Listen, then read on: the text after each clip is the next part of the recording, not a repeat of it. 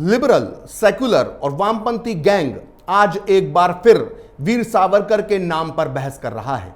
इसकी वजह है रक्षा मंत्री राजनाथ सिंह का वो बयान जिसमें उन्होंने ये कहा कि वीर सावरकर ने गांधी के कहने पर दया याचिका लगाई थी। राजनाथ सिंह ने यह बयान भारत के सूचना आयुक्त उदय माहुरकर और चिरायु पंडित की पुस्तक Veer Savarkar who could have prevented partition के विमोचन कार्यक्रम में कही। राजनाथ सिंह के इस बयान के बाद सारे लिबरल, सारे सेकुलर और सारे वामपंथियों को मौका मिल गया और वो राजनाथ सिंह पर निशाना लगाने लगे। लेकिन हकीकत में इनका असली निशाना राजनाथ सिंह नहीं बल्कि भारत माता के महान सपूत वीर सावरकर हैं। इसलिए आज खरी बात में हम तथ्यों, तर्कों और सबूतों के साथ इस सवाल का जवाब तलाशने की कोशिश करेंगे कि क्या गांधी ने वीर सावरकर को याचिका लगाने की सलाह दी थी या नहीं। तो बिना देर किए सीधे आते हैं मुद्दे पर। यह जनवरी 1920 की बात है। उन दिनों वीर सावरकर और उनके बड़े भाई गणेश सावरकर पिछले 9 साल से अंडमान के सेल्यूलर जेल में कैद थे, जिसे काला पानी की सजा कहा जाता था।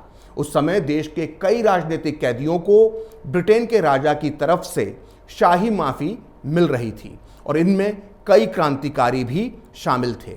लेकिन अंग्रेज सरकार की तरफ से माफी पाने वालों की इस लिस्ट में वीर सावरकर और उनके भाई गणेश सावरकर का नाम शामिल नहीं था, क्योंकि इन दोनों सावरकर बंधुओं को सरकार अपने लिए एक बहुत बड़ा खतरा मानती थी। ठीक इसी समय वीर सावरकर और गणेश सावरकर के सबसे छोटे भाई यानी सावरकर बंधुओं में तीसरे नंबर के भाई डॉक्टर नारायण सावरकर मुंबई में ही रहते थे। उन्होंने अपने दोनों भाइयों को जेल से छुड़ाने के लिए एक मुहिम छेड़ रखी थी और अपनी इसी मुहिम के चलते उन्होंने 18 जनवरी 1920 को गांधी को एक पत्र लिखा और उनसे मदद मांगी।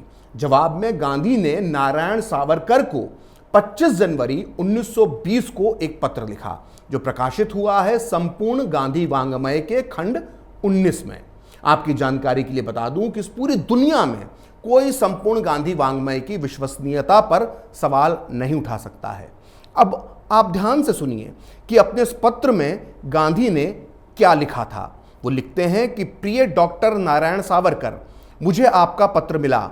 आपको सलाह देना कठिन लग रहा है, फिर भी मेरी राय है कि आप एक याचिका तैयार कराएं जिसमें इन तथ्यों का जिक्र हो कि आपके भाइयों यानी गणेश और विनायक सावरकर ने जो अपराध किया है वो पूरी तरह से राजनीतिक था। मैं यह सलाह इसलिए भी दे रहा हूं कि इससे इस मामले पर आम जनता का ध्यान जाएगा। इस बीच मैं इस मामले को अपने स्तर पर उठा रहा हूं। तो सुना आपने, खुद गांधी ने वीर सावरकर और गणेश सावरकर की तरफ से उनके तीसरे भाई नारायण सावरकर को याचिका दायर करने की सलाह दी थी। पेशे से वकील रहे गांधी ने इस बात पर भी जोर देने के लिए कहा था कि इस याचिका में इस बात का खास उल्लेख हो कि दोनों सावरकर बंधुओं को जिस अपराध में जेल में रखा गया है वो राजनीतिक अपराधी की श्रेणी में आते हैं। इतना ही नहीं, वीर सावरकर की काले पानी की सजा को माफ करवाने के लिए गांधी ने अपने अखबार यंग इंडिया में 26 मई 1920 को एक लेख भी लिखा जिसका शीर्षक था सावरकर ब्रदर्स, जिसमें गांधी साफ साफ बताते हैं कि कैसे सावरकर बंधुओं के साथ अन्याय हो रहा है, जबकि ज्यादातर राजनीतिक कैदियों को शाही क्षमादान का लाभ मिला था। सुनिए गांधी ने इस लेख में क्या लिखा था। वो लिखते हैं कि भारत सरकार और प्रांतीय सरकारों की कार्रवाई के चलते कारावास काट रहे बहुत से लोगों को शाही क्षमादान का लाभ मिला है, लेकिन कुछ उल्लेखनीय राजनीतिक अपराधी हैं जिन्हें अभी तक नहीं छोड़ा गया है। इनमें मैं सावरकर बंधुओं को गिनता हूं। जिस तरह के पंजाब के बहुत से लोगों को कैद से छोड़ा जा चुका है, सावरकर बंधु भी उसी तरह के राजनीतिक अपराधी हैं। लेकिन शाही क्षमादान घोषणा के 5 महीने बीत चुके हैं, फिर भी इन दोनों भाइयों को स्वतंत्र नहीं किया जा रहा है। वीर सावरकर को शाही माफी दिलवाने के लिए गांधी ने एक लंबा अभियान चलाया था। दरअसल गांधी ये जानते थे कि वीर सावरकर पूरे देश के साथ साथ महाराष्ट्र में सबसे ज्यादा लोकप्रिय हैं। इसलिए वीर सावरकर की आवाज उठाने से गांधी को महाराष्ट्र में समर्थन मिल सकता था। दरअसल उस दौर में महाराष्ट्र में गांधी को लोकमान्य तिलक का राजनीतिक विरोधी समझा जाता था, लिहाजा तिलक के समर्थक गांधी को पसंद नहीं करते थे। वहीं वीर सावरकर लोकमान्य तिलक के शिष्य थे, लिहाजा आप समझ सकते हैं कि वीर सावरकर का समर्थन कर गांधी एक तीर से कई निशाने लगा रहे थे। अपनी इसी मुहिम में वो बार बार ब्रिटिश सरकार को यह समझाने की कोशिश कर रहे थे कि वीर सावरकर क्षमादान के हकदार हैं। इसलिए वो अपने लेख में आगे लिखते हैं कि सावरकर बंधुओं को रिहा ना करने का इकलौता कारण यह हो सकता है कि वे सार्वजनिक सुरक्षा के लिए खतरा हों, क्योंकि सम्राट ने वायसराय को जिम्मेदारी दी है कि उनकी निगाह में जिन राजनीतिक कैदियों से सार्वजनिक सुरक्षा को खतरा ना हो, उनके मामले में सभी प्रकार से शाही क्षमादान की कार्रवाई की जाए। इसलिए वायसराय को सार्वजनिक सुरक्षा की शर्त पूरी करने पर सावरकर बंधुओं को रिहा करना ही चाहिए। इसी दौर में वीर सावरकर के साथ काले पानी की सजा भुगत रहे महान क्रांतिकारी भाई परमानंद को भी ब्रिटिश सरकार ने क्षमा दे दी थी। गांधी जी अपने लेख में इसका उल्लेख करते हुए आगे लिखते हैं कि सावरकर बंधु हों या भाई परमानंद, जहां तक सरकार का सवाल है उसके लिए सभी एक जैसे दोषी हैं, क्योंकि सभी को सजा सुनाई गई थी। क्षमादान लागू करने का नियम सिर्फ इतना है कि अपराध राजनीतिक होना चाहिए और वायसराय की नज़र में क्षमादान पाने वाले व्यक्ति से सार्वजनिक सुरक्षा को कोई खतरा नहीं होना चाहिए। सावरकर बंधु राजनीतिक अपराधी हैं और जनता भी जानती है कि वे सार्वजनिक सुरक्षा के लिए कोई खतरा नहीं है। जनता को उन आधारों को जानने का अधिकार है जिनके आधार पर शाही घोषणा के बावजूद दोनों सावरकर बंधुओं की रिहाई पर रोक लगाई जा रही है। अपने इस लेख में गांधी ने वीर सावरकर के लिए सिर्फ शाही माफी की मांग ही नहीं की, बल्कि उनकी शान में जमकर कसीदे भी पढ़े। यहां तक कि गांधी ने वीर सावरकर को अपने से भी ज्यादा देशभक्त बताया। रोज सुबह शाम पानी पी पी कर वीर सावरकर को कोसने वाले लिबरल, वामपंथी, सेक्युलर और जिहादी लोगों को अपने बापू के ये शब्द बहुत ध्यान से सुनना चाहिए जो उन्होंने वीर सावरकर के लिए कहे थे। गांधी ने लिखा था कि अगर देश समय पर नहीं जागता है तो भारत पर अपने दो वफादार बेटों को खोने का खतरा है। दोनों भाइयों में से एक विनायक सावरकर यानी वीर सावरकर को मैं अच्छी तरह से जानता हूं। मेरी उनसे लंदन में मुलाकात हुई थी। वह बहादुर हैं, वह चतुर हैं, वह देशभक्त हैं और स्पष्ट रूप से क्रांतिकारी थे।